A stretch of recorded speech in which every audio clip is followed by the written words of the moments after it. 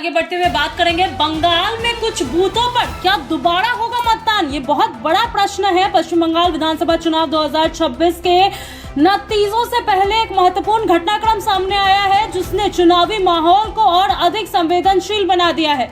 Election commission of India यानी ECI ने संकेत दिया है कि राज्य के कुछ चुनिंदा बूथों पर दोबारा मतदान यानी कि रीपोलिंग कराया जा सकता है। यह फैसला उन शक्तियों या फिर उन शिकायतों की जांच के बाद लिया जाएगा जो मतदान प्रक्रिया के दौरान कथित अनियमितताओं को लेकर दर्ज की गई थी। चुनाव आयोग के अनुसार जिन बूथों पर गड़बड़ी या नियमों के उल्लंघन की आशंकाएं जताई गई है वहां की स्थिति का गहन मूल्यांकन की जाएगी। अगर जांच में शिकायतें सही पाई जाती है तो 2 या 3 मई को उन स्थानों पर दोबारा मतदान कराया जा सकता है। यह कदम चुनाव प्रक्रिया की निष्पक्षता और पारदर्शिता बनाए रखने के उद्देश्य से उठाया जा रहा है। यह अपडेट ऐसे समय पे आया है जब राज्य में पहले से ही ईवीएम, स्ट्रांग रूम और मतगणना को लेकर राजनीतिक आरोप प्रत्यारोप तेज है। विभिन्न राजनीतिक दलों खासकर विपक्ष और सत्तारूढ़ दल के बीच चुनावी प्रक्रिया को लेकर लगातार बयानबाजी हो रही है। ऐसे में संभावित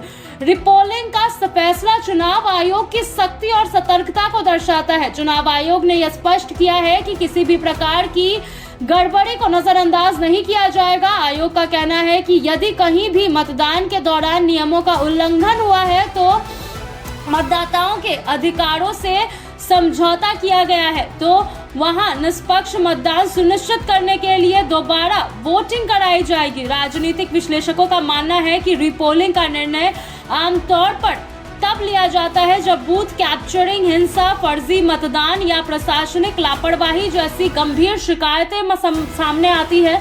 इस बार भी आयोग की ओर से यह संकेत मिलता है कि वह किसी भी विवाद को हल्के में नहीं ले रहा है और हर शिकायत की गंभीरता से जांच कर रहा है। इस बीच राज्य में सुरक्षा व्यवस्था को लेकर भी कड़ी तैयारियां